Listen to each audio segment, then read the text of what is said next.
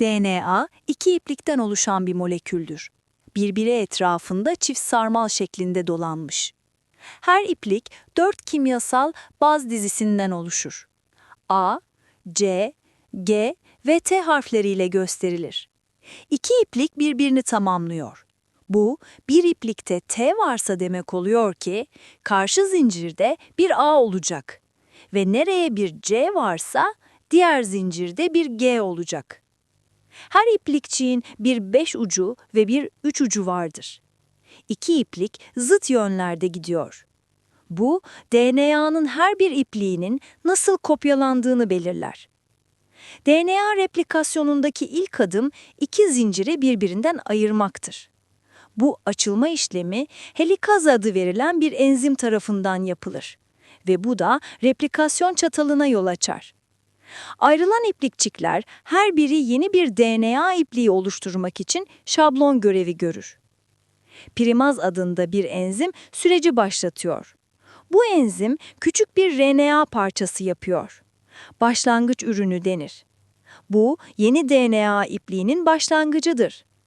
DNA polimeraz adında bir enzim primle bağlanır ve yeni DNA zincirini oluşturacak.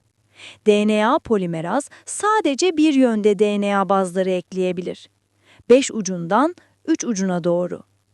DNA'nın yeni ipliklerinden biri, öncü iplik, sürekli yapılıyor. DNA polimeraz bazları 5'ten 3'e doğru teker teker ekliyor. Diğer zincir, yani gecikmeli zincir, böyle kesintisiz yapılamaz. Çünkü ters yöne gidiyor. DNA polimeraz bu yüzden bu ipliği ancak küçük küçük parçalara ayırarak yapabilir. Okazaki parçacıkları denir. Her parça bir RNA başlatıcısıyla başlar. DNA polimerazı sonra kısa bir DNA bazları dizisi ekler. 5'ten 3'e doğru.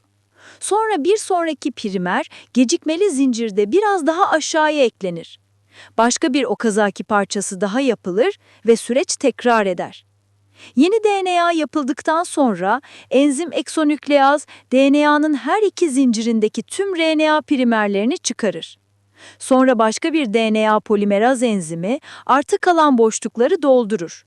DNA ile.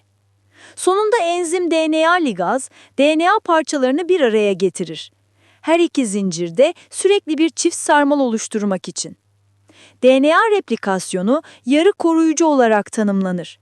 Çünkü her DNA molekülü bir eski ve korunmuş DNA ipliğinden ve bir tane yenisinden oluşur.